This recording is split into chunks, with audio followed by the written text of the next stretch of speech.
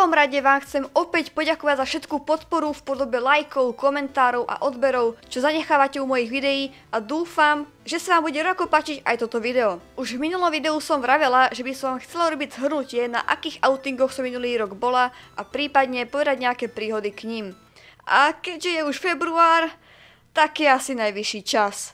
Hneď v januári 2018 som sa zúčastnila môjho prvého Fursuit outingu v Břeclave, kde som zároveň mala prvýkrát Fursuit, ktorý mi požičal rodný.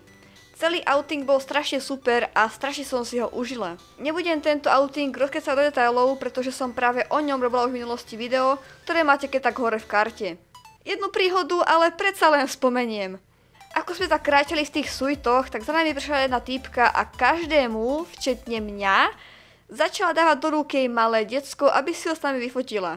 Čo akože nie je zlé, ale ona proste prišla a zrazu mi ho vrazila do rúk. Žena? Ja som ani nevedela, ako to decko držím a len som dúfala v to, že mi nespadne. Outing trval nejako 4 hodiny, tak som mala na sebe celé 4 hodiny ten Fursuit oblečený. No a keď som potom po 4 hodinách dala dolu, tak som polovište nevidela. Čo je samozrejme normálne, keďže som sa 4 hodiny pozerala cez sieťku. Strašne sa mi ešte páčilo, ako sme sa po outingu, jedna tá určitá skupinka furíkov, išli nájsť do jednej blízkej reštaurácie. V tej reštaurácii bola pre mňa taká super atmosféra a do toho som mala ešte aj super jedlo. Týmto môj prvý Fursuit outing skončil a ďalšia akcia, kde som mala v pláne sa objaviť, bol Anime Fest. Pôvodne som tam mala v pláne ísť bez suitu, keďže ja som vlastne suit ešte 3 nemala a nevedela som, či by mi rodný opäť požičal jeho. Prešlo však pár dní alebo pár týždňov a rodný sa ma sám spýtal, či by som chcela na Anime Fest suit. Tak samozrejme, že moja reakcia bola... Mesiac pred Anime Festom mi suit priviezol a ja som si ho tam potom zobrala. Lenže malo to menší problém. Na samotnom Anime Feste som si chcela popozerať nejaké stánky, pofotiť sa v civile s ostatnými cosplayermi, zbehnúť nejaký ten program, natočiť nejaké videá a do toho ešte aj suitiť. A vždy, keď som mala na sebe Fursuit, tak sa zrovna nič zaujímavé nedialo. No v momente, ako som si dala suit dolu, tak jedna kamera hentam, druhá kamera tam, jedno fotenie cosplayerov zasa hentam, druhé fotenie cosplayerov tam. Takže som celý čas chodila po tom areáli s veľkou taškou v ruke a len som striedala kamera, suit, vyzlečenie sa. Kamera, suit, vyzlečenie sa. Okrem toho, keďže ten Fursuit nebol môj a bála som sa, aby sa niekde nestratil, tak som odmietala ho dať do šatní, keď som nemala záujem suitiť. Istota je istota. Takže som radšej celé 2 dni chodila so suitom v ruke, prípadne chodili so suitom v ruke moji otroci. Ale aj napriek tomuto všetkému som sa dostala na nejaké fotky a videá a bol to super zážitok. A opäť ďakujem rodnému, že mi dal tú možnosť požičať si jeho suit.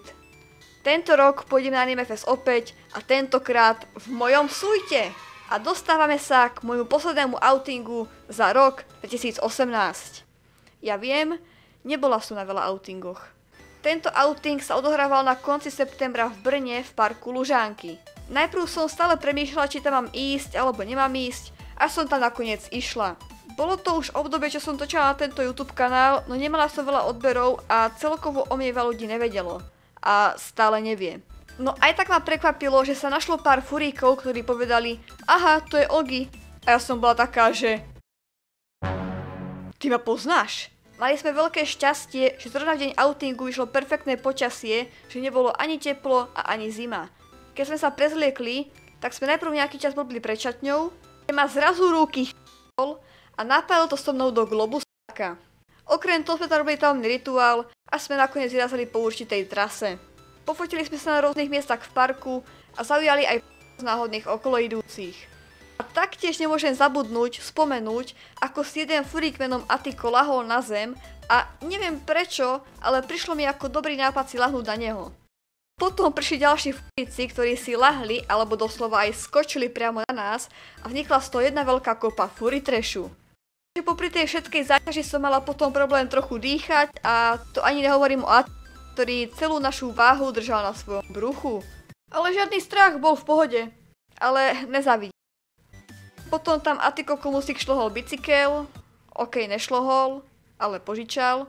A potom sme sa odfotili a nakoniec som ja s niekoľkými ďalšími furíkmi odišli asi o 2 hodiny skôr, lebo sme sa chceli ešte najesť a taktiež sme chceli v nejaký rozumný čas prísť domov.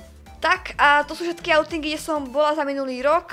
Viem, že ich nebolo toľko, ale tento rok ten počet určite prekonám. Ja dúfam, že sa toto video páčilo a budeme radi, ako podporíte lajkom, komentárom, alebo ma taktiež môžete podporiť odberom. Takže uvidíme sa ako ďalšie videa a zatiaľ adios.